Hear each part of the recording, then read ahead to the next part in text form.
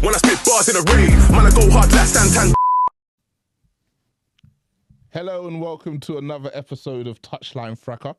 I'm joined this week by a diverse cast. Some of us are hungover, some of us have come all the way from deep South London, but we're here and we're well. Let me go around and introduce everybody. Jermaine, good to see you, brother.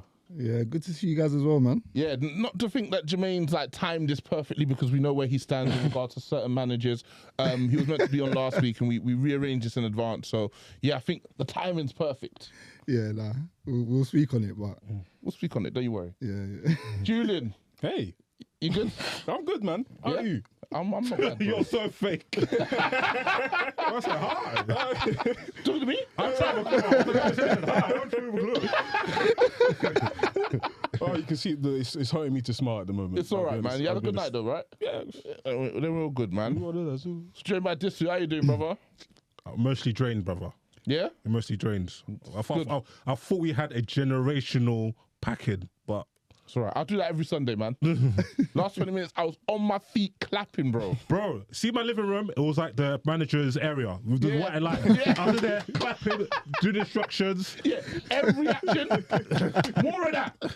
And we got Dan Koogs on production this week, but you will also be covering the Arsenal. How you doing, Koogs? Yeah, not too bad, man. Not too bad. Don't go anywhere. Good. I'm here, man. I'm here. I'm ready to tussle. Don't go anywhere. Good. Before we start, I've got to do the usual plug, the socials. Touchline Fracas on the Twitter. You will see that account has now become a free-for-all, a war zone.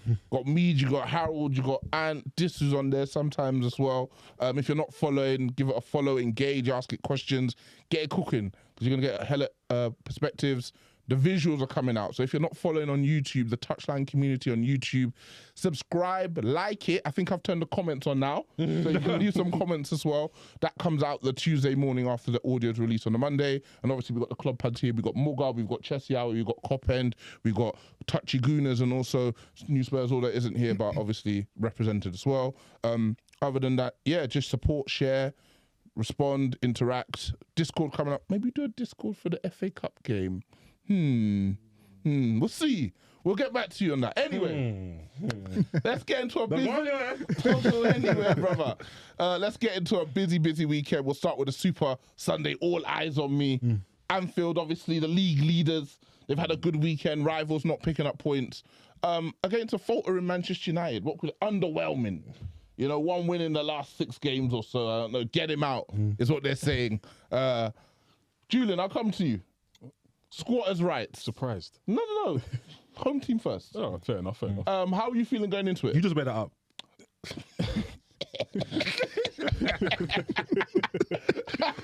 How was I feeling going into it? I'll be honest, I was not worried at all. And that probably is something that went across to the whole club because I felt like we was too overconfident in this game. Going into it, I was kind of even tinkering with the idea of Kwanzaa starting today and being like, oh, it's Man United. So I'm like, surely it can't be that bad. Yeah. What, were you looking to rest guys and rotate? Yeah, not necessarily rest guys, because Konate has just come back from injury. And you can even tell by his performance today that he wasn't at his best. But You think so? He wasn't at his best. Okay. But he like come back from injury, it's expected. So I was thinking, all right, Kwanzaa got Nottingham Forest away, and at the moment they're the big dogs in the league, so I have to think about that. So I was thinking, yeah, maybe rest Kwanzaa. Even if Curtis Jones was to play today instead of Szoboszlai before finding out he was ill, I would have been like, yeah, that's absolutely fine. But watching the game, you just saw the performance today, and I'll probably say this is our worst performance of the season so far. Yeah, I didn't think we were good. The fact that we let United and that midfield that you have of Mainu, Ugarte and Bruno on the left, like absolutely performing the way that you did today. Wait. What do you mean by that midfield? You're talking like you lot got mad ballers in there. You lot got 5'3". You do have mad ballers in there. 5'3" little girl in there. And who else? Which one's that? McAllister. Somebody soft youth. They don't know who I'm talking about. The one that played well today. He got his head slapped by Ugarte, my brother. I think McAllister played well today. He was one of the only shining graces today. But yeah, and who's the third midfielder? I saw Gravenberch do a couple of nice turns in that. You had a third midfielder? Curtis Jones. I can't lie. Yeah, today. I knew it was Curtis Jones. We'll speak on it even more. But the first person I want to start off with criticising is, of course. Oh, right, you're starting off with criticism list. Oh, yeah. No, today, I'll be honest, this is not. Salah first, yeah? No, definitely not. After that performance? Huh? Oh, we'll get to it. We know what you're trying to cook up. Come calm down. We know. This is hungry today, bro. So hungry, bro. He's hungry today. Hey.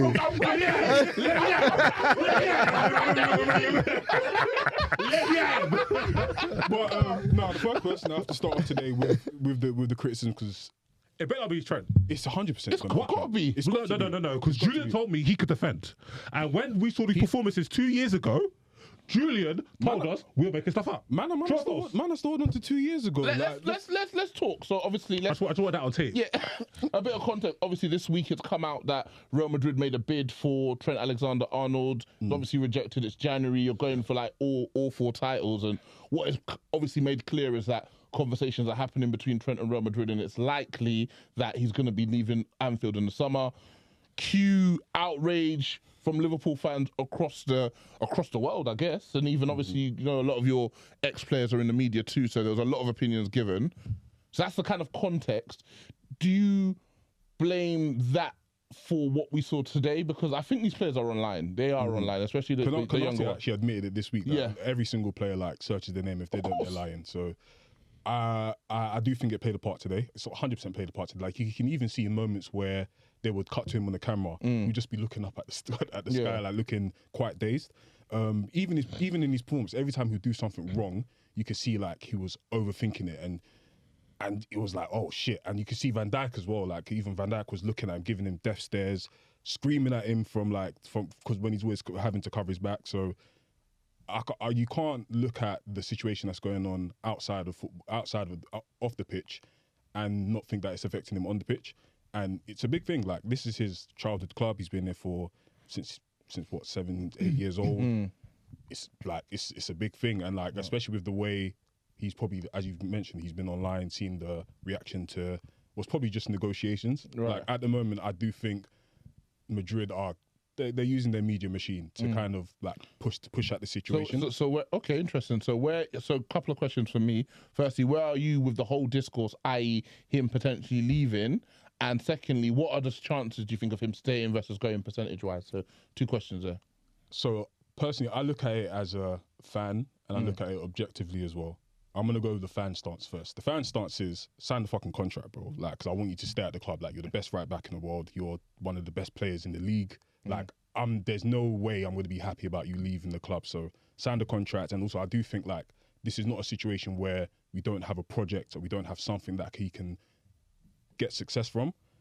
And look at his career and be like, you know what, I feel like I've had a good career and I feel like I've made the right decision if he stays. But one thing I do think objectively is, one, Real Madrid are Real Madrid. Like, they're a top team. Like, they've got the best players in the world. They've got his boyfriend Jude there. You know what I mean? Like, they win Champions leagues like on the regular. So you know that during that last tournament when they were showing Jude and Trent, and they were saying that Trent is seducing him. Maybe it was the other way around. It was. It looks like it, boy. Deeper, darker. It looks like it. You know what? I didn't even know I was trying to be like, hey, yo, like, what, you got room for man still? Yeah, for real. But no, honestly, like, there's that, and also, one thing I'm thinking about if it's a factor in this whole negotiation is Trent could actually be looking at Liverpool and seeing how we've been over the last couple of years. Competing wise, we've been on and off. It hasn't been consistent enough. We haven't won like a major trophy since 2020. Yeah. So he could be looking at, and also our activity in the transfer window, he could be looking at it like, all right, after we won the Champions League, you bought no one. After we went for the league last time, you didn't really do anything. Even this summer, you didn't really do anything. So why should I commit to you guys if you're not going to guarantee me success? Maybe he's just fulfilled. Like, he's been at Liverpool. And there's that too. So it's like, and like, Liverpool aren't exactly the pinnacle of football. Do you get what I'm saying? Like, Real Madrid has always been that for a lot of footballers. Do you know what I'm saying? There's that aspect too. Like, there's that aspect of like, I don't know why man are mad at him fulfilling his contracts. I think you got to look at as well that there's 2 other players that are big factors in this, because everybody's assuming that, you know, maybe if Trent stays, then the other 2 stay. But if Trent stays, VVD goes and Salah goes, Trent's gonna just be there like, okay, like, what are we meant to do now? Because how are you replacing? You know, it's gonna be hard to replace Salah in terms of what he's doing right now. But if I'm a Liverpool fan and I'm looking at it right now, I'm saying, yo, if we lose him or Van Dijk, that's the bigger issue. because one's stopping the goals from going in, and the other one's bagging winners week in, week out. Peak, bro. Yeah, that's what I'm trying to say. Yeah, I've noticed over these last few games, like as good as Saliba has been over the last couple of seasons, it's still Van Dijk. For me, it's still Van Dijk because I look at the way Liverpool play, and if he's playing well defensively, more time, they can keep things out. I think the fullbacks are an issue for them this season. Yeah. But like generally, when him and Konate have been at the top of their game, they just look a big problem, like in terms of being able to break Liverpool down. Yeah. And if Trent stays at Liverpool and them two leave, I just think the team is going to it's going to have a big dip, like in terms of quality. Because I just don't think you can replace them. Sometimes some people like need to look at it like Trent is a young player, but again, he's somebody he's achieved a lot. And also, if you look at his personality, he's like kind of into the fashion, he's into other type of things. And if you look at some of your teammates that have gone on to go abroad, like Sancho's gone abroad, has done wonders for him. Bellingham's gone abroad, and Bellingham's now a superstar. Right. Respectfully, like, come on, Trent and Bellingham, and even in this country, one thing that people don't understand, even for England, he's not a guaranteed start for England. Yeah. Loki, he's been a sideman pretty much his whole life for England. Yeah. Once you touch Real Madrid, your starter, that stuff ends. Different. That stuff ends. Instantly, your respect as a footballer changes. Even stuff like Team of the Year and stuff like that, you're in all of those things. And he's already one of the best right backs in the world, if not the best right back in the world. So when he goes over there, you're going to get validated. For example, like Van Dijk here, Van Dijk was, I remember me just like, say from early, Van Dijk is one of the best defenders in the world. Just watch Van Dijk. He goes to Liverpool in January. 6 months later, people say he's the best defender in the world. He didn't change as a player at all. He just moves scenarios. Suarez, people try not to give him his respect to Liverpool. Yeah. Goes Barca, does the same thing. Now he's certified. You know what I'm saying? Real Madrid, Barca, and even though Liverpool are a big club, I'm not going to count the cap, they're a big club. It just is what it is. And I think Liverpool fans, I understand it. You don't want to lose a player like that, but you could be disappointed and not be dickheads at the same time. Yeah. So that's why this performance, I love it because they deserved it. Hold that. Thank you, Trent. Question for Julian though. So obviously seeing Trent's performance today, does that not now kind of worry you if he doesn't leave in January? I'm assuming he's not going to go in January. But seeing how much like the online stuff has clearly affected him from this past week, does that worry you now for how you close out the season? Because smiling. There's still, because I'm saying there's still like another 18 games to play, right? Where there's a lot on the line. Obviously, you got a big buffer, but that you still need to win games. And he was diabolical today. Yeah. Like, he was truly diabolical. I do. It does worry me in the sense of I wonder how long this will last for. But I think in terms of professionalism, like. I can't like Trent. He's even now we're trying to win the league, so I do think the base level he's going to try. Yeah. Even today he did try, but it was just really bad. And obviously with the whole thing being fresh, with the whole deal and the whole news and the response he's getting from the fans being fresh, it's probably this is a shocker. Yeah. But I could see maybe like next week against Forest, stabilizing, picking up. Maybe, who knows, like... How's the do it, man? Has something from Steel. Did he crash on them this year? Did he crash on this year, though? Did he not lose to Forest at home? No, we did, but... Did it? Who scored? Hudson, he did. From what side of the pitch? The left. Well, yeah, but, you know what I mean? He's not been... But anyway, he could... stabilising it. Who knows? Contracts talks might get finalised. Wait to Forest next year? Yes, peak. That's why I was thinking more about that game. But who knows what can happen? But I don't think it'll destabilise our season, to be honest. And if worse comes to worse, Conor Bradley's there. And can we talk about the game, Gaffer? Yeah, let's get into it. Let's come across to Trent. No, this ain't cop end. I don't give a shit about that guy, man. Who's gone? Oh, you have to ask me a question, bro. Talk about the game. What was your thoughts on the game? Oh, I thought it was great.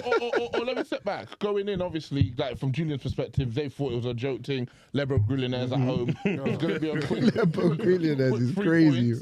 From the other side, obviously, loss after loss after loss, crashing out. People want Amarim out. Did the financial Patreon, check that out if you haven't already. Did the financial Patreon with Elijah midweek. We ain't got no peas, bro. We have not got no peas. They said that we might shot God actually. And man, that's how I know that we got no peas, bro. That's how I know we got no peas, bro. We ain't got no peas, bro. Bro, the cut man's Christmas, bro. That's crazy. So, going in to the game, how are you feeling today? So Koogs, for whatever, like this was not even based on any football analysis, yeah? It was just a lot of averages. Yeah. Eventually, you man are going to be men and not get beaten up every single week. Do you get what I'm saying? Like, at a certain point, this has to stop. Yeah. or does it? So, this was like 90% faith, 10% logic. Yeah, so it's like no, they ain't gonna crash it on us this time, and that's literally, it's only because nothing to do with how we're performing on the pitch. Yeah, just nothing to do with the matchups. Football's like that sometimes. Yeah, sometimes football is like that. Or we've seen that certain times where we've been getting hammered. We go away to City, we just randomly beat them 2-1. You get what I'm saying? So going to the game and the first 5 minutes, I was like, okay, cool. I just thought we could get something from the game. I was like, if we don't concede in the first 15 minutes, cool, we're kind of in this. Because we usually do. We should do it, and the slow ball starts, and then all of a sudden everybody's eating. Everybody's eating. Guy you never seen. So Barzai's getting goals and assists. Like, come on. I can't when we didn't score in the first 20, that's when I was like, So the way it was for me, it was a couple of actions is that when the ball got to the players, they didn't just kind of aimlessly chuck it down the line. They kind of played, and then kind of progressed. And also, every time the ball went into Salah or Diaz, they were onto them, and they're turning them over. Benjamin, yeah. So I was like, okay, cool. Like, this is better. So I actually thought that we actually played pretty good.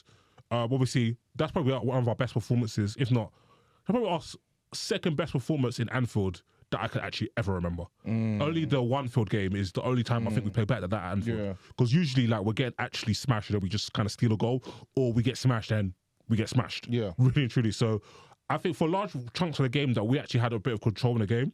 And we kind of looked a bit, but Liverpool had a quick 2 chances. I think it was McAllister with a volley, and then there was somebody else that got a chance. But then we just started to play, and I was like, if we have a bit more composure in the final third, we can really get something out of this game. Hoyland was making me physically sick. Yeah. Konate took him for a small boy. Yeah. 50-50, Konate won. 60-40 in Konate's favour, Konate won. Yeah. 95-5 in Hoyland's favour, Konate won. Yeah. I was thinking, brother. Yeah. He's got nothing. Are you going to give me something? He's got absolutely nothing. He can't run. He can't tussle. He's slow to every single ball. He literally has no redeeming. He's meant to be fast, but he never runs away from anybody. So he really is. Bro, at half time I was calling for Big Zara. I needed Xerxes on the pitch because we need that cameo. We'll get to that. Because at least I know whoever to hold up the ball. Do you know what I'm saying? Sometimes. Yeah, sometimes. Hoyland, it's never happening. Nothing. But we will get a lot of joy from the left-hand side, which is very strange because we usually get no joy from the left-hand side, right? Dalot was beating up Trent all game, which is actually very, very embarrassing from him personally because that's the only person I've ever seen Dalot cause problems in my life. He's been very Bruno in that role. Yeah, Bruno's good. And we had a few moments like when, I'm not sure, I think it was Bruno that played it over the top to Dalot, and then Ahmad was just too hungry. Brother, it's okay. Calm down. Like you might get some. Not you're gonna get some. You might. True fair. You actually might get some. Do you get what I'm saying? So I think it was a good ball from Dalot. I would like that to be played on the ground because even if Ahmad runs ahead of it, he still probably scores. But again, I think Ahmad just overly aggressive, didn't time it correctly, and then ends up being a great clearance for the opposition. Yeah. But I kind of felt that we're in the game, and then second half, I actually thought second half was fucking cinema. It was that's epic. A Hollywood movie, man. It was a quality game, bro. Thing is, obviously Hoyland missed that chance, and that was just typical Hoyland. Go through and goal. I had no confidence that was getting in. Hoyland, I just knew he was going to do, and I got Lukaku finish. You hit the ball as hard as you can, straight to the keeper, mid high. If you hit it low, it might go for the keeper's leg. If you hit high, it might be a ruthless like Martinez. Hit at his chest, nothing you could do. And hit the target. Nah, bro. No, bro. Like pick a spot, man. Yeah, no conviction from that. Yeah. But then Bruno, brilliant reverse pass. I don't know what Trent just let Bruno walk with the ball. Reverse pass to Martinez. That finish was actually crazy. Class. That's what I love. On my favourite foot, near post, crashing. Sort of smash it, and the keeper's like, "What?" I was calling for the comeback because both Ahmad and Hoyland were in great positions, but he buried it, smashed it, and asked Dan Koogs for the next 7 minutes. I was just talking best smack. Were you? Talking best smack. I was like, it's still 0-0. Yeah. Morayo being right at different ends. At this point, I was locked in. You know that gif of the shoulder cry saluting? I was fucking locked in. Locked in. He at about 4 different men in the chat, being like, I told you, we're getting sorry for this game, I was like, yo. Going out like that. And then obviously they get a corner, we defend it, and then just give me the lights. Do you know what is so interesting though? Because first of all, that Ugarte tried to boot it out, Is that interesting game state when it's 0-0 and you're just trying to stay in a game, the players are a bit more composed. But then the minute you have something to protect, people lose their heads a bit. Like even the way he just booted it, and even the way Delit slid in, oh shit, I can't get beat here. It's like you just sold yourself. The thing is, the way Delit dives in, he gives himself no opportunity for any recovery. Yeah. Because You're like even what Isak did, he actually came off the screen. Like, Delic, I just saw him, it looks like he was in my living room. I was like, what? I think, like, man, God, like, nah, that was so perfect. Brilliant for Gakpo, though. Yeah, great The finish. chop was perfect. Good finish. And to finish, stupendous. I was like, oh, here we go. Here we go. Yeah. Because Salah our players aren't that good. We know that, right? Yeah. But for me, what my issue's been these last few weeks is that the discipline hasn't been there, the energy hasn't been there, the organisation hasn't been there. I was just basically what we're doing is we getting the ball in front of our own net. Yeah, literally. we're doing. Before you even start to play, you like look like you've given up. You don't know what you're doing out there, right? And so, like when it was 0-0, we're like tussling, but then Liverpool like okay, and so they upped the down, and then it got spooky for a little bit. Yeah, it got bad for like spooky. 10-15 minutes, it got a bit spooky. Yeah, where they were like, I say I took his smack, but I was like, this is a bit scary. Like, that little 10-15 minutes, I was like, all right, we're back up. Yeah, That happens. Liverpool do that to most teams though. Like for 10-15 minutes, like you have to hang in there. It's peak, bro. Yeah. Roof is leaking. Man, I'm skanking. It's peak, bro. And then the ball goes to the box. Delict's handball. What do you not think of that? No, by the rules, it's a handball. But it's always going to look harsh. It's just, it is harsh, but it's the rules, isn't it? yeah. And it's him. And his hand was in an unnatural position, so it's kind of like... P2J, put your hands in the air. Put your hands down, cuz. It didn't help. I was just saying, I actually don't know why his hand went up there. Do you get what I mean? Like, if you're turning to block it, like turn to block, and the natural thing the unnatural thing that defenders do now is they even put their hands behind their back to avoid that. That's what you see everyone do. And so I don't know why. Were you in that position? Yeah, why it went there. And so at that point, I wanted him gone. Like, at that point, I wanted him off the pitch, like immediately, because the Gakpo chop was liberty snuff. So now it's 2-1. I'm thinking, okay, cool. I thought that was a game done. I kind of didn't. You know what? I thought it was done like immediately. Like, come on, guys, man. But then 5 minutes later, we were tussling. Yes, that's what I said. I was like, all right, cool. Let's have it. Let's have it. Yeah. So we can bring the subs on. I see Garnacho come on. I was thinking, oh god. Yeah, forget it. I was where's Big Zar? You know what I'm saying? So what else happened? Oh, Garnacho, we had a counter attack. I'm not sure if it's before our second goal or not. There was a counter attack when Ahmad.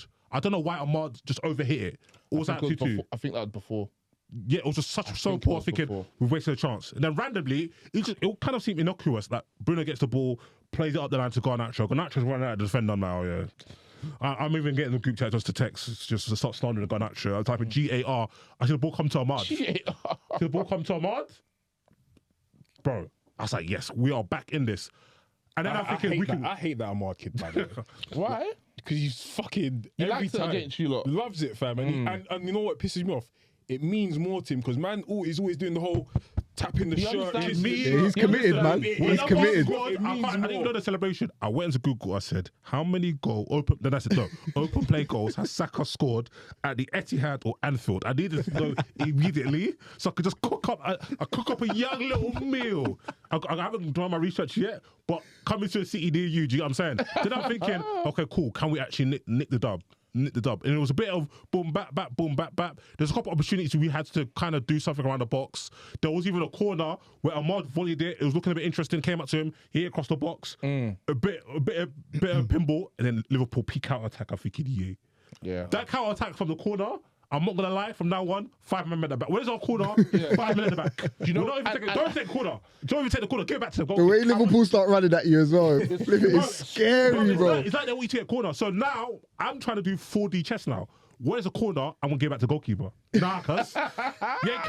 Because in the open play, I need it to go off the pitch for a goal kick from every corner. Yeah. So either we're scoring and we're kicking it off, or free kick. Because in open play, they couldn't do anything. But bro, man are moving like.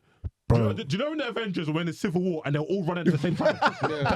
There was one thing where Garnacho was like stupidly offside, and bro, I didn't even know how the ball got to Salah and it was immediately a corner. They stopped showing the replay and it was a corner straight away. I was like, how did the ball even get this? Like teleported. The counters are lightning, bro. It's too much. They show Bro, you lot on the transition. It's so peak, crazy. man. It's like when you watch YouTube on double time. It's incredible. And there's like 5-6 of them as well, all running at you, bro. It's like and then last minute of the game, the ball gets to Ugarte. He does some dead clearance. I'm thinking, oh, here comes the Liverpool counter.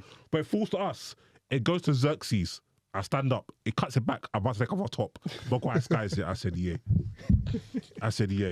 I was clapping every action. Those last 20 minutes, I was clapping. I said my Bruno, you know. Your Bruno. Yeah. Bruno got that critical first down when they were swarming him in the middle of the pitch. Bro, that's free, man. I'm sorry, yeah. I got it. When he called that good ice on your boy. Don't worry. My Salah was coming to help him. Salah's got no moves. I got no moves. He's like, no, bro. I can't lie. The one I have to get Trent again today because my God, like what pissed me off about today even more, yeah, is the fact that when it's United and they're trying to cook up something, yeah, it's their right hand side that they're using. Yeah. Mazwari, Ahmad, they're doing their thing on that right hand side. The left hand side is not really. That's more. If you're there, you're there. You're just doing your thing. The fact that they didn't even target Robertson, and he's been poor as well. They decided to target Trent down his side. Yeah. Bruno was just cooking. Bruno was dribbling through guys. Like even Dallo was just cooking up. Trent was just watching man do what he was doing. And so hey, Salah wasn't. Salah, I want this on tape. Salah was in fucking Alcatraz. I think every time the ball came to him, dispossessed. Trying to get a player out, clamp.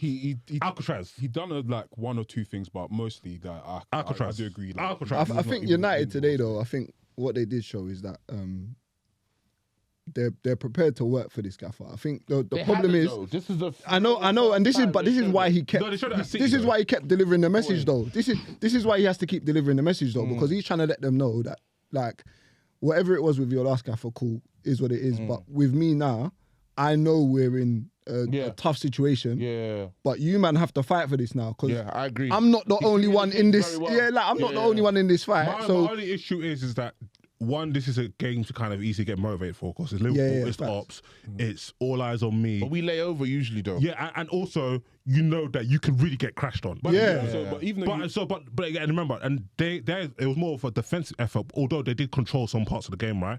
It's going to be very difficult when now you're at home against a lesser You're the opponent, protagonist. and now you're the protagonist. Yeah. What can you do? Do you get what I'm saying? Yeah, no, I hear that, but also what I was looking at as well is like the fact that your heads didn't drop. Like you went behind, big. you went behind That's twice big. That's big. against These don't have Liverpool no at mentality. Anfield. These don't have no mentality. If it was really going to be a thing where this team was really going to be crashing out and allowing these losses to carry on, I just don't think that they would have come back from the two scenarios that they were in today. Usually, yes. And the thing that has been, like I said, the most glaring under him is that we haven't had that spirit, that fight, right? You call it new manager bounce, a new guy comes in, everyone's like fighting for their place all over again. I don't know if you guys saw the game against Newcastle. That was pathetic. That was disgusting. absolutely pathetic. They came and they just laid over. And I said it on Muga, and I've been saying it all week, that the players aren't good, granted. You can't just hide behind the players aren't good.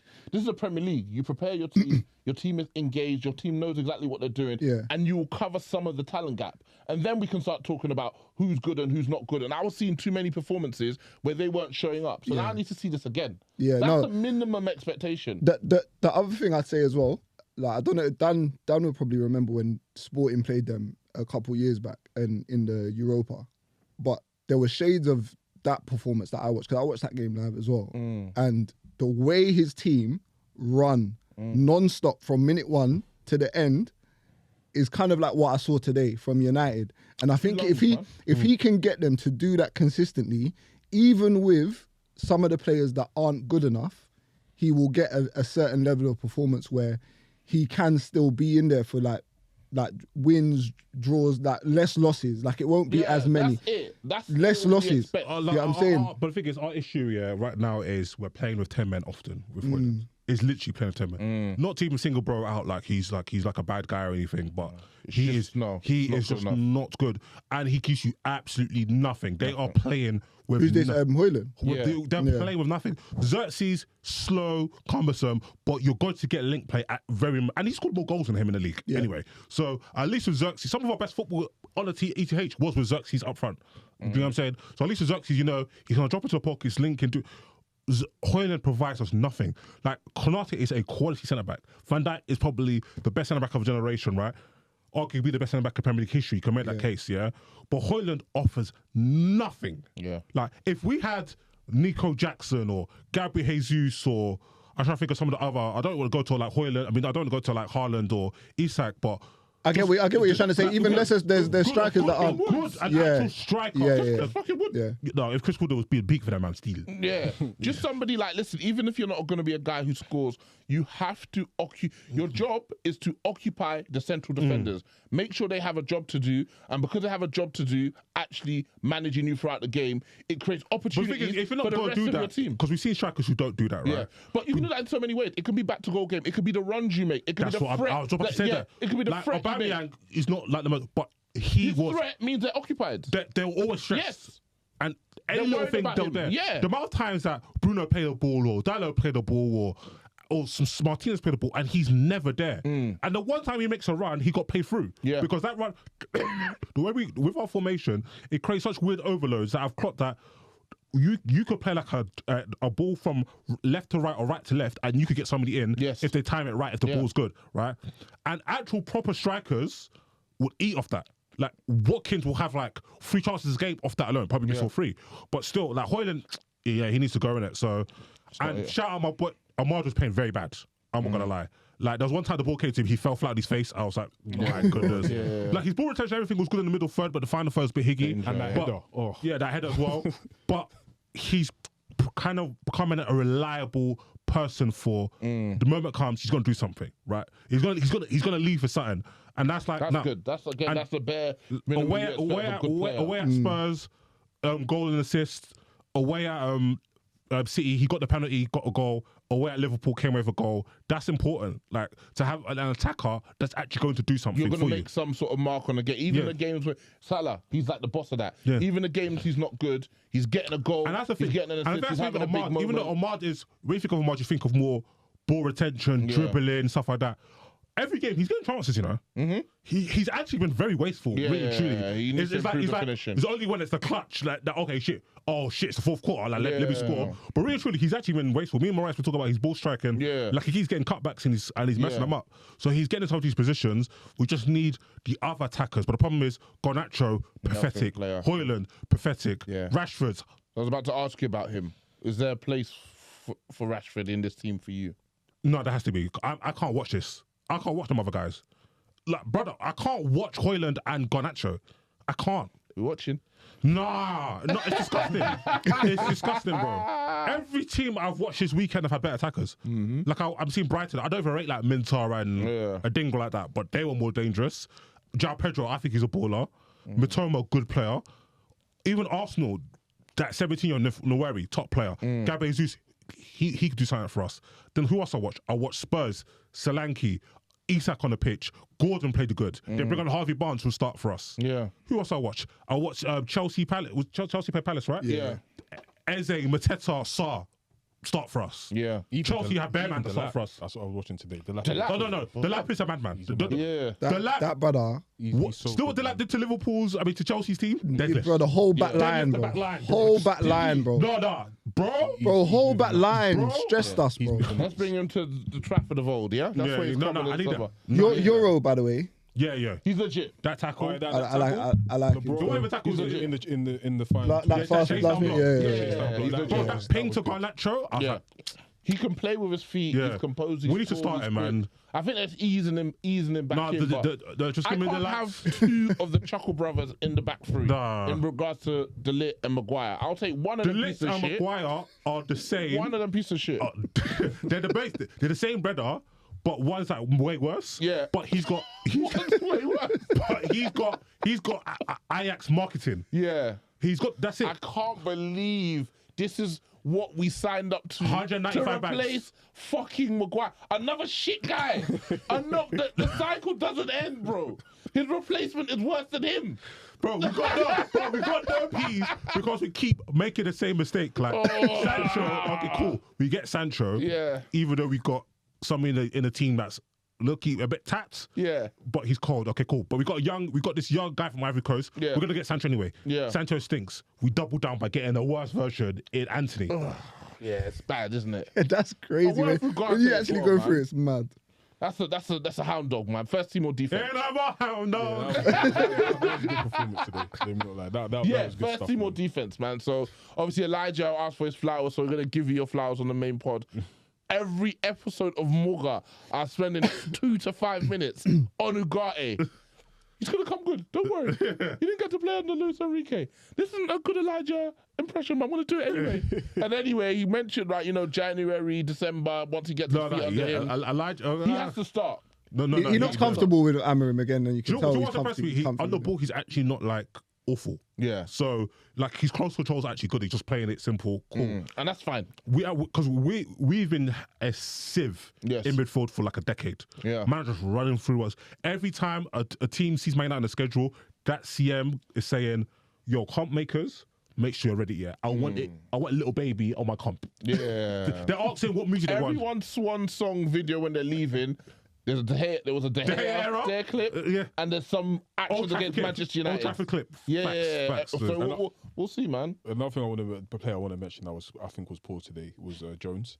I was not happy because it kind of goes in with the Man United praise that again, but Manu actually had I think he played at another good game at Anfield, and he was like sourcing on Jones. Certain man.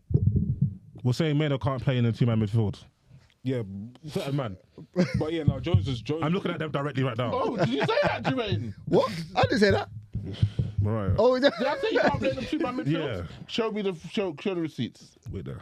But yeah, while he struggles to find Jones today was hashtag not good, man. It was one of those performances where I look at him like, bro, are you serious about being a starter at Liverpool? A Chrysler looks like a Rolls Royce. The Rolls Royce come around. Hey man, it is what it is. I like Jones though. Yeah, I like a good performance today. I like him as well, Jones. but it's one of those where he's getting to the age now where he's 23, 24. He needs to be consistent. You need to be consistent. Yeah. He doesn't consistently play. He can though. If he he's performs. consistent. See, this is what I don't like though. He can though. You put man in, he plays good, and then you put man.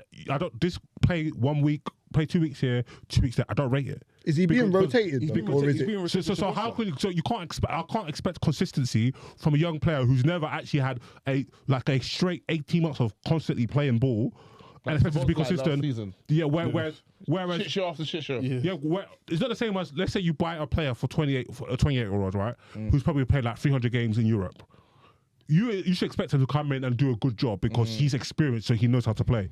Whereas Jones is still developing as a football player. But one thing with Jones is that even when he does have good form, he's quite injury prone. So like he'll get injured, and then someone like Szoboszlai will come in, he'll start playing more, and you're like, well, we can't. I hear it. That's fine though. You've got a good enough team. You can rotate. That's fine. But I think there needs to be a bit more like grace for a player who's not consistently playing. You're just saying for whatever the reason is, he's not playing consistently. So whether it be injuries or whether it be... I rate Jones. I rate him as well. I think he's better than most of your midfielders. I like him probably... I only like Gravenberch more than him in your midfield, personally. Yeah, cool. So I guess final word for me, obviously, your rivals drop points, and so it just looked like a nice little opportunity to increase that gap at the top.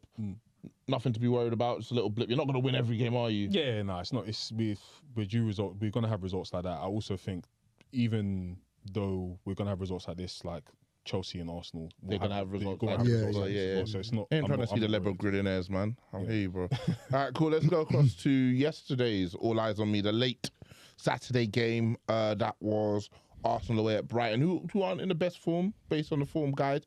Arsenal came from a really impressive midweek win against Brentford, I think. Koogs, talk to us. How are you feeling? Because obviously I know the morning of game day, you post your affirmations on the timeline. Yeah, I didn't do that this week, man. That's why we didn't. I don't know, man. I was just thinking. Little boy had you in a tizzy, man. It's all right, man. Listen. Nursery. We're gonna have words. We're gonna have words. Yeah, do you guys do weekends? Nah, they were supposed to be open they said they only shut Christmas, Boxing Day. They did not shut just Christmas, Boxing Day, bro. They were open. They were shut for pretty much the whole week, innit? So me and my wife were making our plans like, oh yeah, this day we're gonna watch this movie. No. Nah, in the bin, man. In the bin. This kid had me in a padlock, headlock, everything. Chris Benoit, Crippler, Crossface, yeah. Everything, yeah. Like finished me. So yeah, my head was spinning this, and I'm gonna say I'm sorry, Arsenal fans, yeah. every week now for the rest of the season, I'm posting that Michael Irvin. That's quality, man. That's a hell of a monologue from him. I'm worried. I'm just Quality. cool. Yeah, talk to me. How were you feeling going into the game, though? To be honest, I wasn't feeling great because they said before the Brentford match that obviously there was illness running through the team. A lot of players didn't really perform against Brentford as well, even though we kind of played well regardless on a day. So then when I see the lineup, I was like, yeah, this is going to be hell because I'm seeing Marino, Jorginho and Rice in midfield. That is as nasty as it comes. From all the options that we have available. So we're basically only playing 3 attacking players. One of them is a 17-year-old midfielder on the right. So I'm not thinking, that this is going to be a great performance to start off with. But we go 1-0 up and I'm thinking, yeah, right, this could be our day because we actually, I think, played really well in the first 30 minutes. Brighton didn't really have a sniff. We were being quite patient with the build-up. And I think that's what you have to do against Brighton because they press you really high. They really come to try and play, especially when they're at home. And we were getting in behind them. That's how we scored our goal. Marino pass, I think it was to Rice, but and when Harry gets on the end of it, runs in, he probably should square it, but he shoots, scores. It's not a problem, And so I think when we didn't get the second goal in that first half, Did you have chances to? Not really. I think we were dominant. I think there was a couple off a set piece. I think there was a Rice set piece that you had a couple set pieces. There was a couple of a set piece. I think Jesus headed one over. I think Marino just narrowly missed one as well.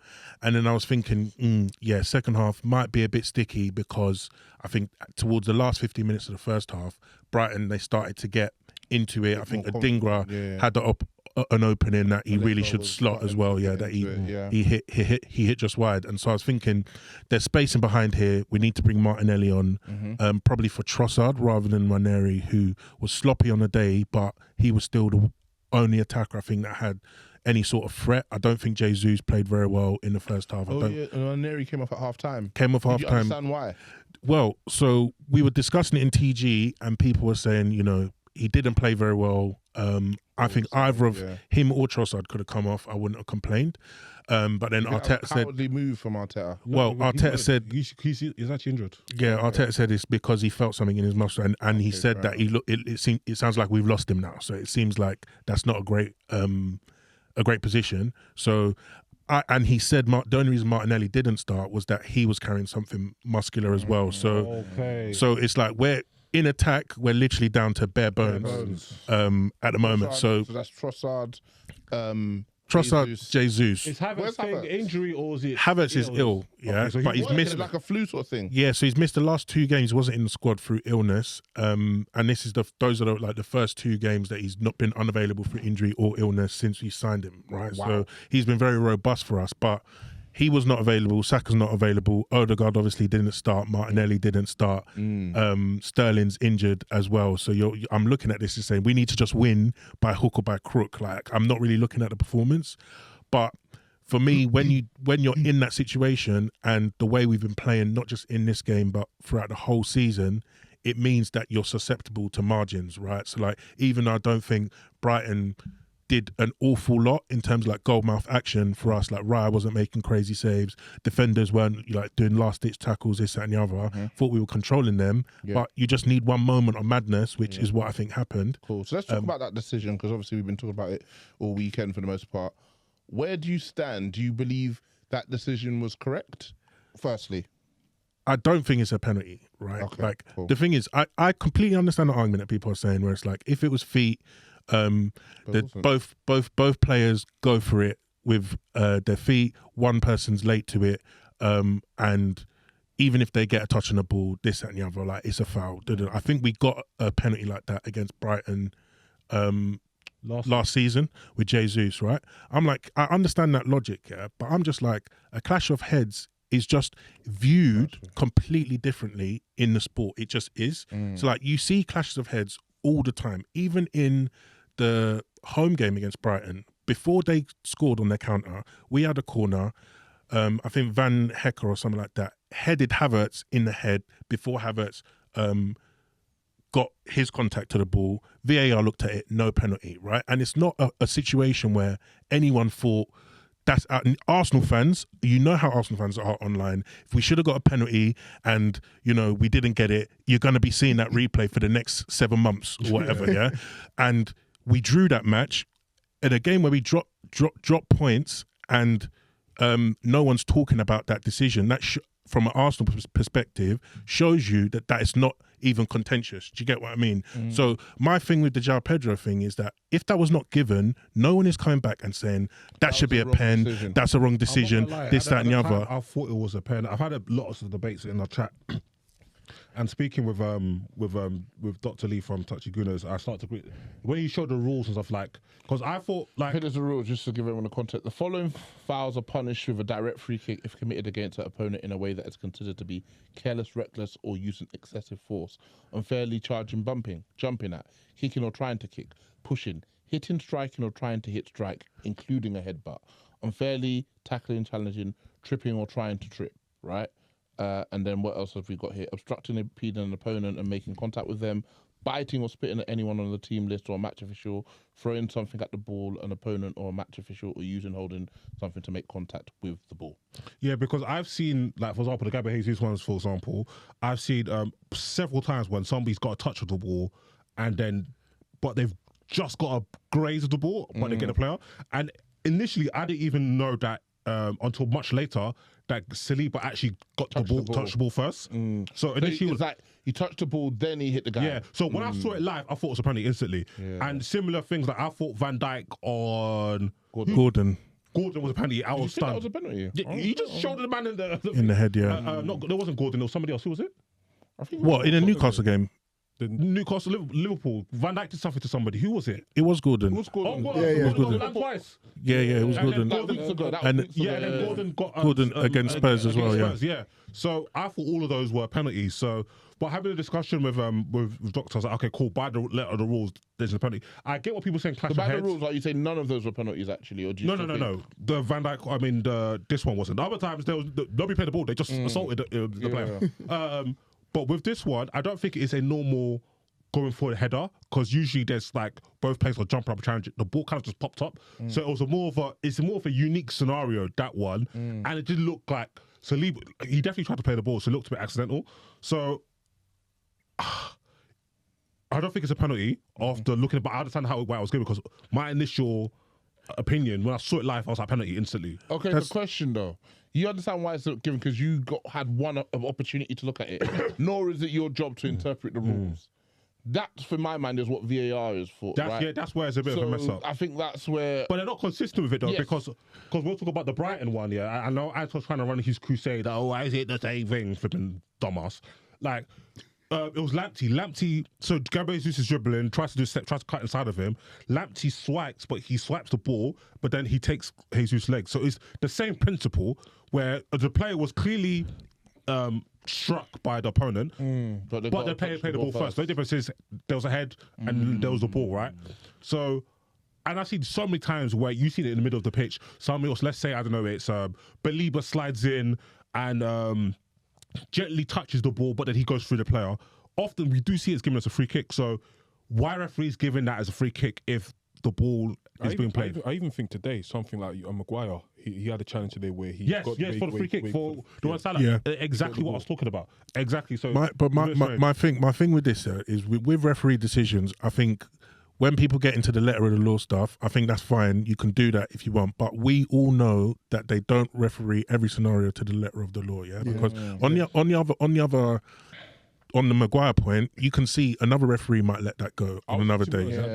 I was surprised that and you thought even like, what the hell? Yeah, and there's a similar one. I think Rice did that in the West Ham game or something like that, where it's a clean tackle and you expect that to be to let that slide. But my thing is with scenarios like the head clashes, is that away from the letter of the law, when you step onto a football pitch, you need to know what is going to be given for your action, yeah? So, like, when these things happen, I'm like, if it happened in the other game, if it happened in another game, if it happened in another game, if that, like, we're not going to see a penalty given for that. If that was at the other end, I don't think we see a penalty given for that, right? If that's Gabriel Jesus who gets his head grazed by Lewis Dunk, I don't think he gets a penalty for that, you know? If Saliba goes down and holds his head, I don't think they get a penalty for that either, right? So I'm just like, you need to have a bit of, not even consistency in how you apply the rules, but just consistency of outcome based on the actions. Yeah. So my thing, so it's why I have a problem with the Martinelli double yellow. Yeah. Is that when Martinelli's doing that, he's not thinking he's going to get a double yellow for that, right? Because otherwise you wouldn't do that.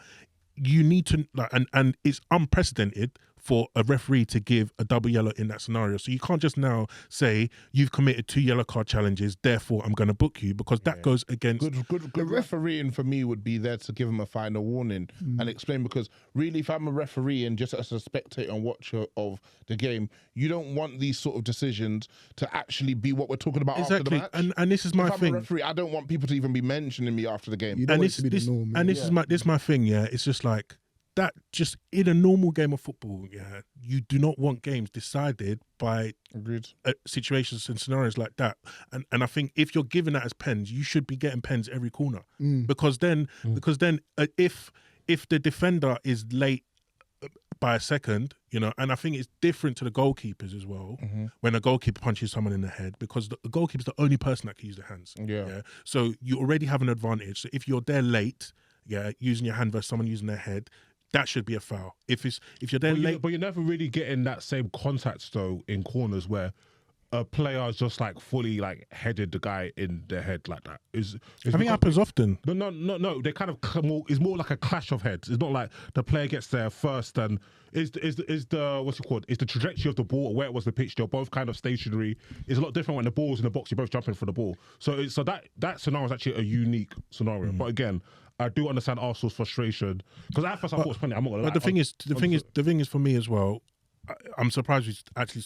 This is the thing, we're speaking about this decision now instead of the game, because for me, my issue with that game is not even a penalty. I was going to ask. It's not. I want to come to Jermaine because you've been trying to get a word in. Oh no, I was just going to say, because the ref gave it straight away, right? The pen. Only thing I would say is about Disu makes a good point about when players go up for a header or whatever and it's a clash of heads, that can never be seen as careless or anything. You're both just going for the ball, right?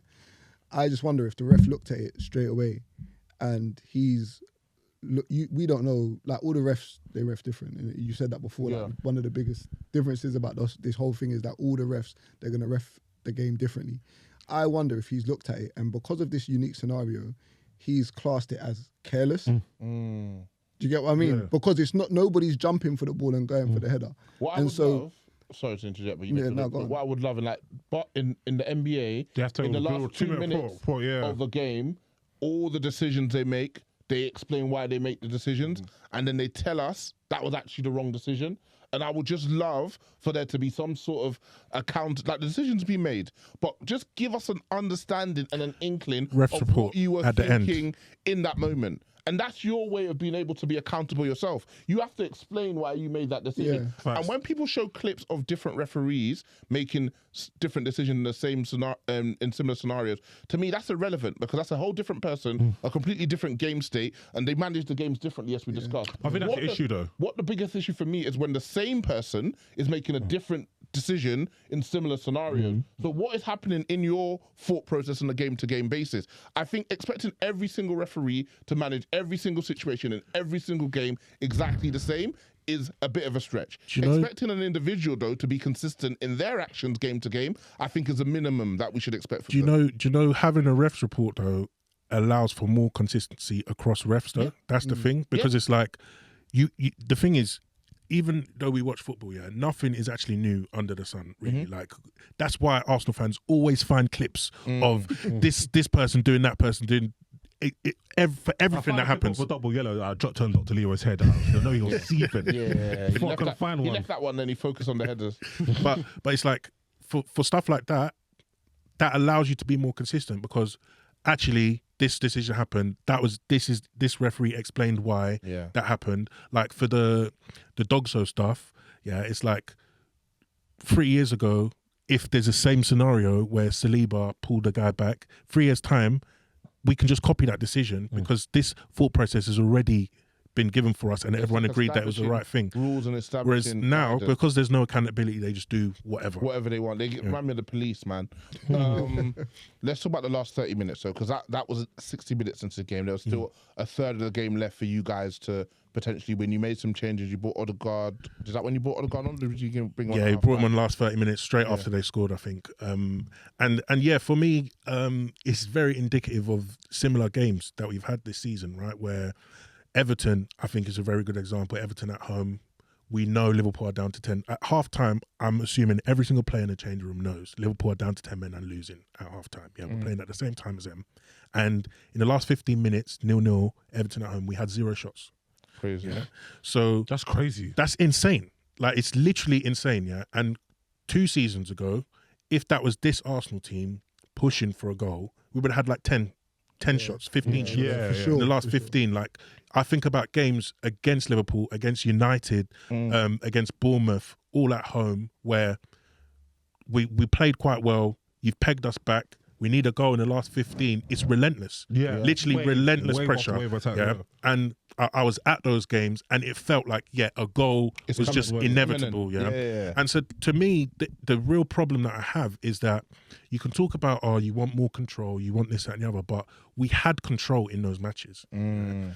Teams were still getting suffocated. United didn't have an attack in that game where it was last minute Eddie Nketiah. Yeah. Liverpool didn't have an attack, right? Bournemouth barely countering. Yeah, I think there was one time they came through, Ramsdale made a save, tipped it onto a bar. Aston Villa, I can think back to all of those games in that season. And I'm just like, I don't understand why we've now lost that relentlessness when we're chasing a goal. Do you think it's manager instruction that this is?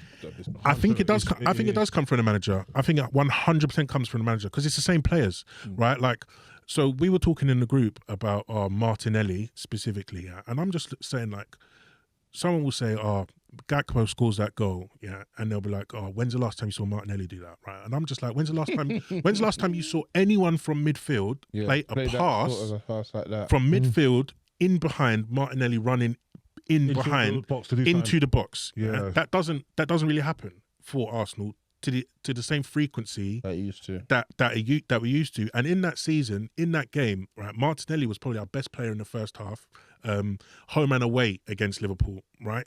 I think back to the goal we scored opening minutes at both the Emirates and at Anfield. It's that pass getting played between Trent and Konate or whoever, and you just don't see that pass anymore.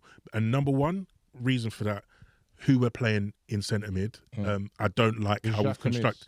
Yeah, you could, and for me, people talk about Xhaka so irreplaceable, this and the other. Like, he's not. He's not irreplaceable. He's not irreplaceable, but the quality that he had has not been replaced. You tried it with Havertz at first, and then it shifted to Declan Rice, and now we've tried it with Mikel Merino. Yeah, and this Mikel Merino guy, I cannot. Spani Souček, yeah. And the thing is, it was banter at first, and I was just like, yeah, whatever. He's doing his thing, but I cannot believe how bad he has been for Arsenal. Like, he's come up with a couple important goals, this and the other, yeah. But this guy stinks. He just sucks.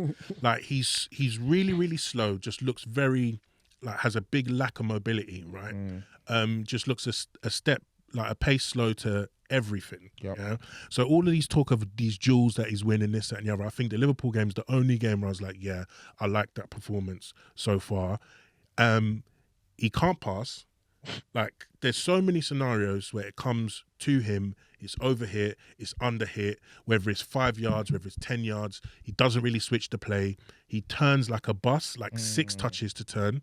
And yeah, I'm just looking at this like, what is this guy in this team to do other than win second balls and try get an odd set piece goal? Crazy. Right? It's a What did you pay for him? 30. 35, I think. It's a diabolical signing, I think, so far. And yeah, he just looks really, really bad. So I say this to say, like, if this was last season, I say this to say, if this was last season, right? Because last season, we actually have the exact same number of points after 20 games as we did last season. Last season, I had a lot more confidence as to how we'd finish the season because from about, I think we started the season a bit slow, a bit ropey. Results didn't quite go our way. But from about November international break, we played really, really good football. I think there was a game against Brighton, there was a game against Wolves, first half against West Ham, even though we lost, we battered these teams, but just couldn't finish our dinner. FA Cup game against Liverpool, I thought we were really, really good in that match. Liverpool won because we couldn't finish our dinner. But I'm looking at the team now, we're not playing anywhere near as good as that. And so I think there's a lot more improvement that we need. Obviously, the injuries and stuff like that's not helping, but I'm saying without Saka, without all of these, man, do I see us going on a similar run? Yeah, it's going to be tough. Remember I can't see it. season you went on that little 2-week trip to Dubai. Read up. You know one of them, yeah? Bro. Man was like, we just go to Dubai every week. We fucking do. I'd love to go to Dubai every week. Did your wingers, though, like one thing I feel like when I watch Arsenal these days, though. Wait, you spoke about midfield, but we didn't really speak about the midfielders outside of Morayo. Why is that? They're calling Rice. They're calling Rice. Was this me? To me, the thing is, Odegaard, he didn't. This is more. This is the thing. I heard, oh dear God. I even heard Odegaard.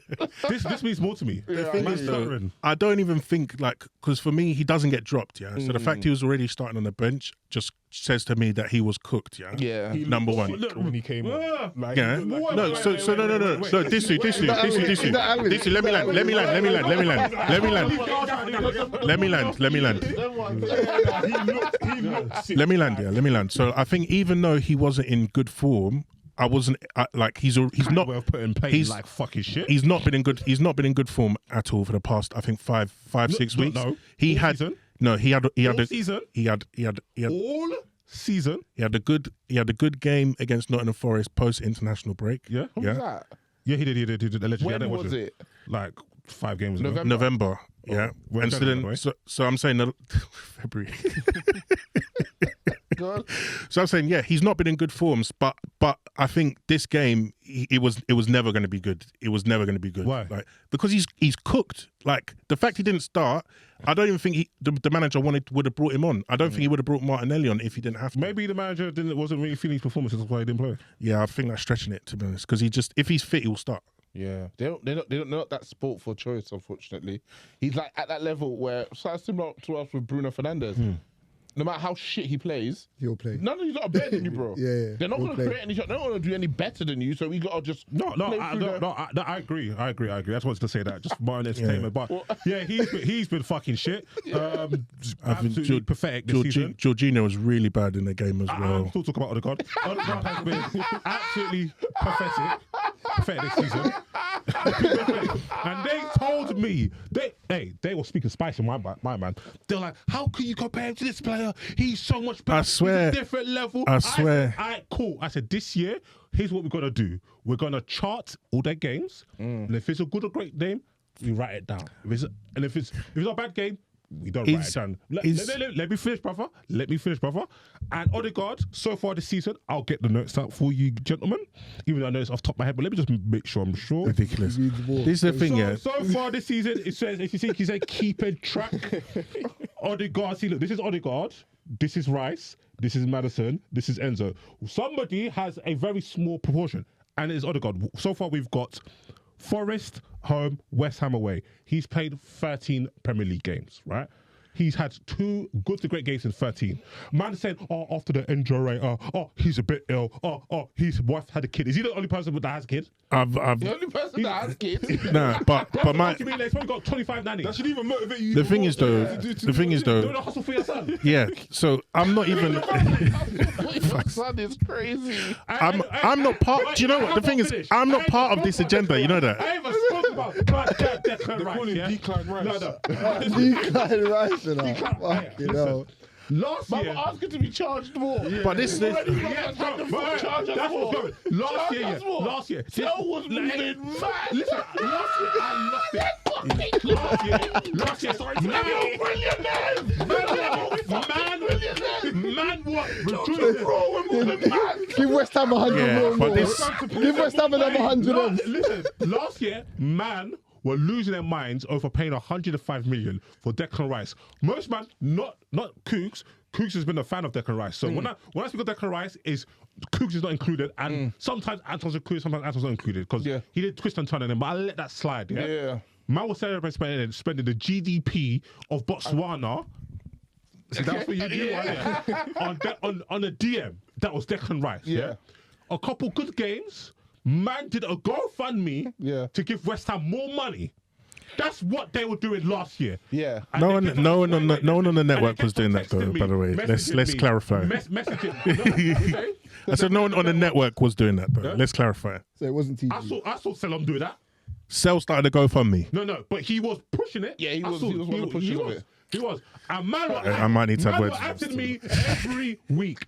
Anton, was moving like a But to be honest, though, 4 chats, The high press was 4 chats. crazy. And they kept on asking me about Enzo Fernandez. I did not change. I stood 10 toes down. Toes, yeah. Because ball is ball. I said, you know what? I'm going to wait, yeah? Because one thing of Arsenal fans, you don't have to argue them. Just wait. Just wait. Yeah. This is the first year of his contract, yeah? I'm away. 3 more. Wait, yeah? So, nine more. Hey, first thing I noticed, yeah? First one, it was around November, yeah? The ball was circulating too tough, yeah? Yeah. So, they put Odegaard a bit deeper. I said, I said something, they all slapped me down. I said, okay, my fault, OGs. Cool. Then around December, January, they brought in Jorginho. I said, They slapped me down. It was February. I said, my fault, OGs. Yeah? It was February. Oh, February, sorry. After we started slapping everyone. No, Yeah. first happened when Jorginho was there. No. That's tell not you true. what, performances That's not Jorginho was true. there. That's not true. You can't twist the truth. Jorginho came in after the first Porto game. Yeah. Okay. That's when he came in. Yeah, Champions League. Before that, when we were slapping everyone 5s and 6s, Rice was the 6, Havertz was left 8, and Odegaard was the right. Was that in January? You're slapping people 5s and 6s, yeah? Yeah, in February, Jorginho came in. No, yeah, but you said in January. Do you know in January 2 weekends are FA Cup weekends? So don't let me get the fiction list. Yeah. Don't let me get the fiction list. Yeah. Because I've got. And what did I say? And what did I say? And what did I? Yeah. And what did I say? I'll give you 2 more minutes on this. And yeah. And what did I say? And what did I say? And what did I say? Okay. And what did I say? When I You can't step on me. No. And what did I say? And what did I say about performances November, December last season? I said we were playing really, really well. We couldn't finish our dinner. You're talking about the FA Cup games. We slapped Liverpool, absolutely dominated them in that match. So I'm talking about the performances. Okay. So Anyway, we were slapped. About Declan Rice, yeah. I noticed a pattern. So as I said, early in the season, they had to bring Odegaard back. I said, We did that when Partey was playing 6 as well, though. I said, No. When Partey, the season before when Partey was 6, you pushed Odegaard forward. 60 seconds. 60 seconds. Then Jorginho got pulled back. I said, They said, no. Okay, cool. Wait this year. What have we seen this year? He's been ass. But where's he been playing though? I put it on the manager. I don't put it on the player. I checked on the pitch and it's been ass. Did he play then, left wing? Was he playing left wing? No. Was he playing right wing? No. Did he play up front? No. Did he play in goal? No. He played centre mid, right? Yeah. When they were running around like his park, was he not playing 8 as well? Not in the same way though. Oh, different way. Yeah, it's a different way. Different. All right. It's a different way because it is a different way, and this has been part of my criticism of the manager this season. Oh, now the manager's fault. Yes, it's always. I've been. The manager's fault. Final word. Thank you. I've been very consistent with my criticism of the manager though. My final words. Man, think he comes to Touchline Fracas to talk about Morayo and things are fine. Yes. My final words on Arsenal. My final words on Arsenal is I'm very critical of the manager and how he's deploying our midfield. Yeah, because if I say to you, Declan Rice, where's his best position? Where does he play his best football? It's not high in between the lines. Yeah, everyone knows. Told me that he's an 8. Okay, you can play. I'm a Patreon member, you know. Yeah, you can. we got something for the patrons as well, man. Make sure you lock in £3 a month. Yeah, don't worry about that. £3 ever spent.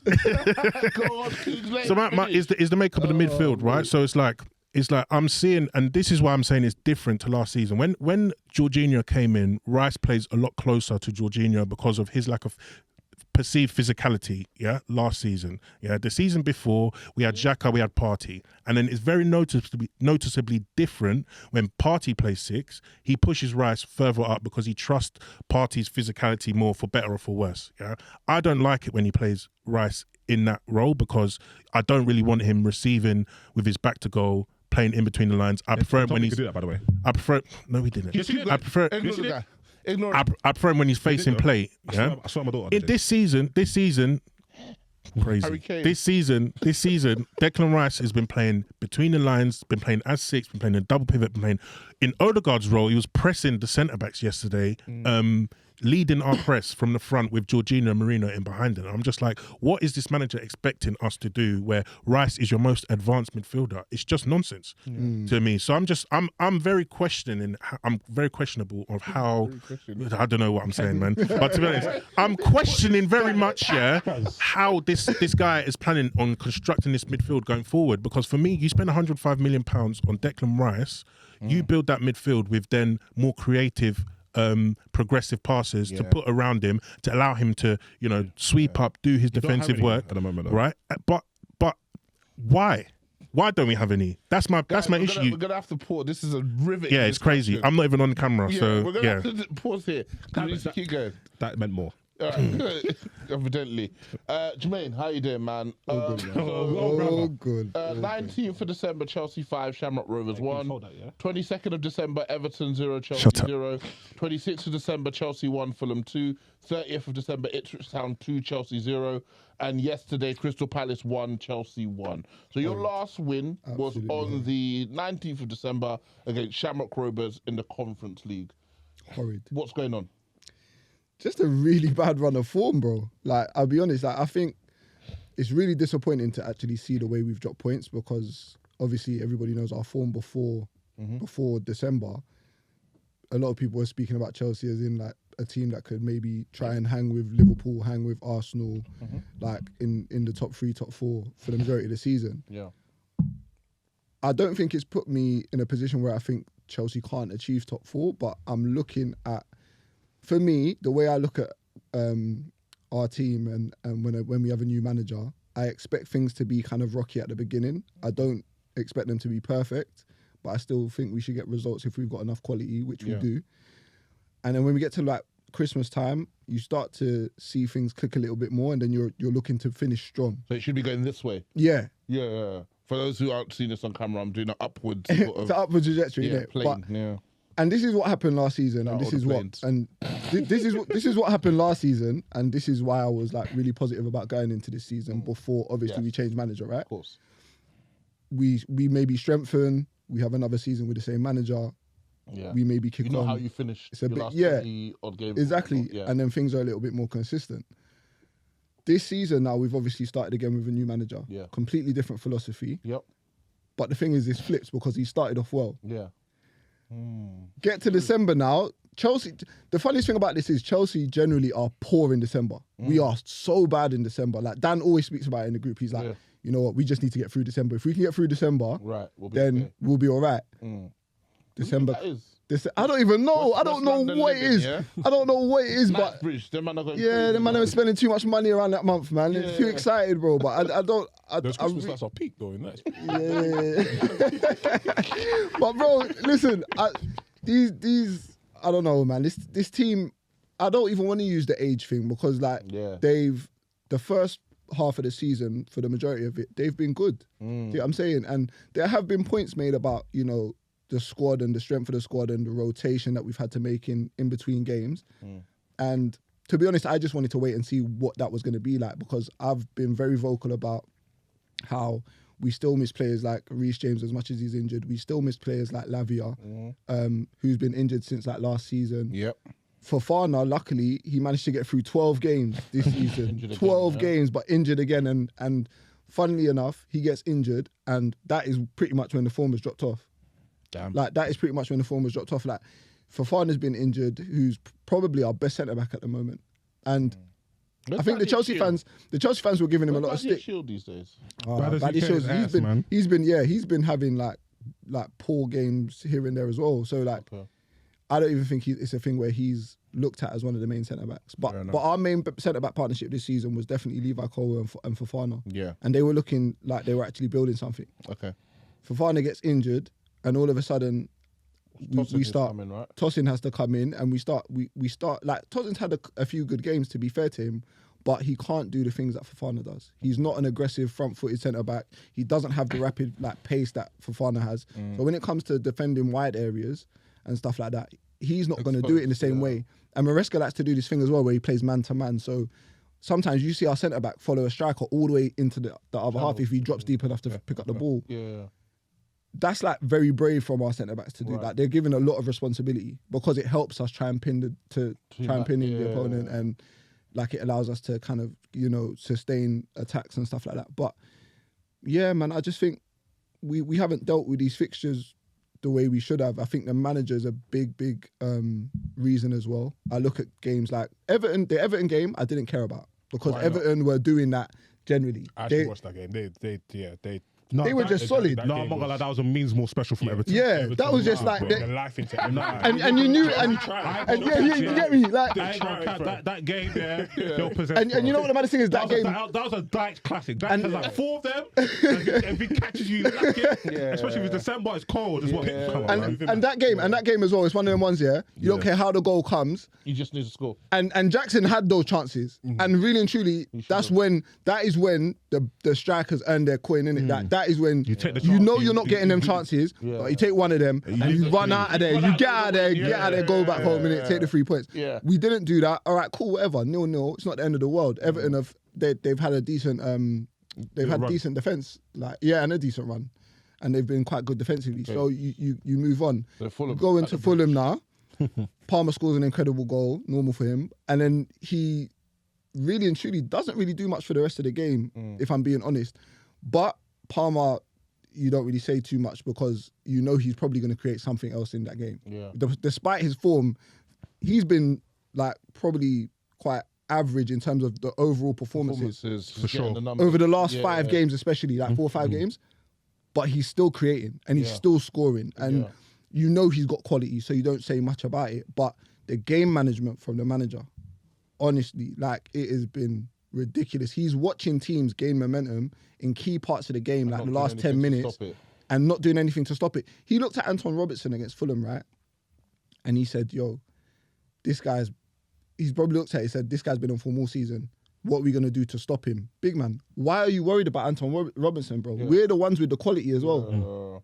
Focus on what you need to do to Fulham. Worried about us. Yeah, make them worry about us. With the win backs, right? If you play 2 defensive ones, you're already conceding that you're going to be on the absolutely. Back. That's why Neto, you see Neto try and take man down like NFL, trying to take Iwobi down, like say. That's the muscle memory. When you've been the underdog and you Bro, it looks like it. It looks like it. So and then I'm sorry, Jermaine, to cut you off. He's been making me sick with his comments.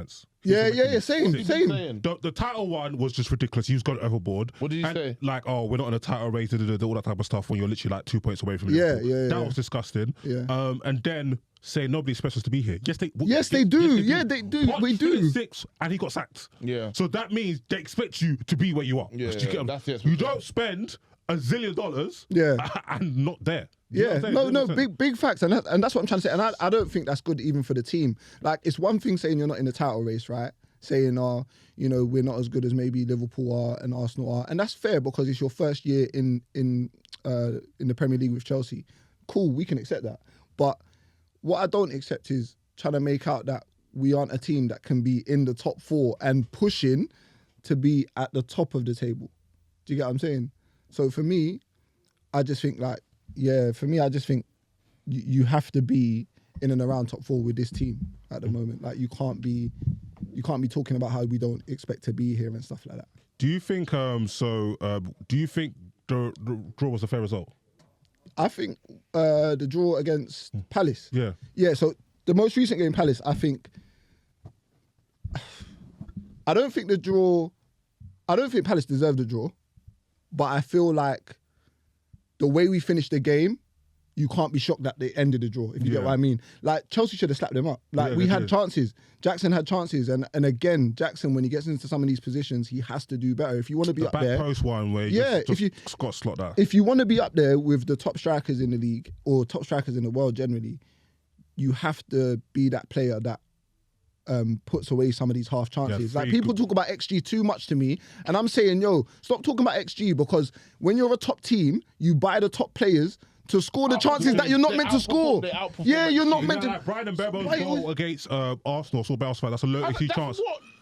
quality players do. cut inside left. Like, what am I paying all this money for? For you to for you to turn around to me and say, "Oh well, we need an open goal." Like, it don't make sense. It don't make sense. Like Palmer, when he picked up the ball, nobody knew he was going to do that against Fulham, or even Quality players do. Yeah, exactly. It's like I just don't get the whole obsession with the XG thing. Like I get it; it shows how much you're creating, but at the same time, brother, I don't want to be talking about XG because if my team's a real bad boy team, I'm not going to be talking about it. I just know for a fact that when we get half a chance, man, it's too much. If you really use it as copium, because when do teams really talk about it? When they haven't done enough or they haven't done? Oh, but look at what the XG was though. You think Kane comes off the pitch? Like, oh, look what the XG was. Exactly. You think Kane and them, man, they come off the pitch and they're thinking, like, oh, you know what, the XG weren't good enough today. That's why I didn't really score. Kane's thinking, brother, give me any chance. Any chance. There was the one where he did what to cut inside and he just missed it. Yeah, he tried it outside of his foot. That was unlucky. That was good play from him. Yeah, There's one from the set piece, he went back post, he has to score, so tap in. Yeah. And then there's even the one where he hit with his left foot. If you've got two people waiting for tap in, you have to score. Yeah. So, yeah, it was a bit hicky. And then there was even a chance with Neto as well. Neto goes down the line.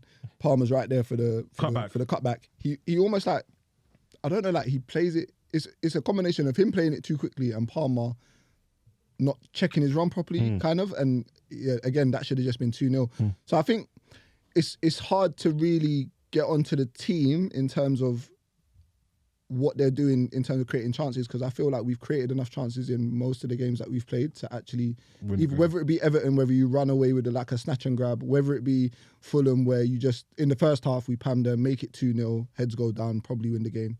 And even if we win the game 2-1, it is what it is, we just win the game. You know what I'm saying? In the Premier League right now, you can't rely on one goal. Yeah. I've been saying that for time. Like me and Jermaine were speaking the other day and we were saying like, why don't you just close out games? Like Jermaine saying, why don't your team just close out games? And I'm like, brother, this Premier League right now, the 1-0, that 1-0 thing, don't think you can go into games doing that, because Liverpool have shown you that they can concede and they got a good defence. Yeah. Arsenal have got the best defence in the league, and even they feel like they will concede at least one goal at times. Yeah. So if that's the case, and you know the quality, Forest are second or third right now. Yeah. That tells you everything you need to know, bro. So relying on one goal in this Premier League now. No offense, your defence is not it. No, it's not at the level it needs to be closing out games like that. Say again? Who's the guy? Nah, he's a good player. He's a good player. He did well. I watched the game. He did Real Madrid actually pivoted to him when they didn't get Euro. Oh, yeah. So they wanted him. So yeah. So I just think defensively we do need to be better, but I think Maresca also needs to figure out ways to close out games without just keeping it the same. Big question: why is he not using Felix? I don't understand. He never wanted him. I don't think he wanted him. And I said this at the beginning. I said it didn't make sense. You have Nkunku right there as a 10. Right. Yeah. You had bare players. You had Gallagher, like you had them trying to get Gallagher out the door. I said to the man straight away, I said, listen, we don't want this brother. We've had him once already. Yeah. If we really wanted him, the board was the same board when Felix came the first time. If they really wanted him, they would have went and got him. Yeah. They didn't. Yeah. And they saw an opportunity to get him when the whole thing collapsed with Samu, who's now at Porto, who's a striker. Yeah. So you switch to a striker to Felix. Yeah, it doesn't make some sense, man. So the manager didn't want him. I think there's clear instruction in regards to who we need to get out the door. Carney being one of them. He's a player. Felix now is looking like a player that I reckon in a year and a half or a year is going to be I'll take gone. both. Same. Quickly. Yeah, and I just think they've just got those two kind of, they've got those things wrong, in my opinion, in terms of to try and help out the coach. I think we need Lavia back. I think he's somebody that could have helped us close out games if we needed to, definitely, like with his quality on the ball and even off the ball. And yeah, Reece is back now, but I don't speak too much on it until I see like 10 games in a row. Yeah, facts. But I have to speak on it because he's still one of our best players. Yeah. Like legit still one of our best players. If he plays in our team... Gusto isn't playing well right now. Gusto isn't playing well, but I can speak on this actually because Dan wants to speak on this as well. But my thing with Gusto is, last season nobody can deny that Gusto was easily one of the better right backs in the league in terms of performances. Well, week in, week out, he was up and down the flank. That's his game. Maresca's come in and he's tried to play him in this inverted role. It's not him. Now, people are saying, is it because he lacks quality? I'm saying, no, it's not because he lacks quality. we've seen Trent play in an inverted role, and the man them are rushing to get him out of there. But Trent's got the most quality out of all the right backs in the league. So I don't think it's that. I just think certain time, we do this thing now as fans, yeah? Not all fans, but there's a lot of fans that are doing this thing where it's like the inverted fullback role is just good for everyone. It's not for everyone. It's good for everyone. Oh, Pep does it, so it's good for everybody. Yeah. Brother, just play him. Word to Robinson, yeah? Because Robinson's showing man right now that this inverted thing is overrated. Let me run up and down the wing and I'll trouble you. Because just do that with Gusto. Just play him how he was playing last season. Simple as that. And I think he done that against Palace actually, and he played well.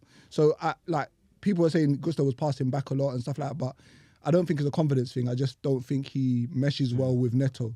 Because Neto, if I speak on Neto, like people were coming for Madueke, and I said, you man need to relax, because the way Noni plays, he can be frustrating, but I think Maresca puts a lot of pressure on these wingers to try and make things happen, because he gets them into a lot of situations, but I think the way he plays with the fullbacks and stuff like that, they don't really support the wingers.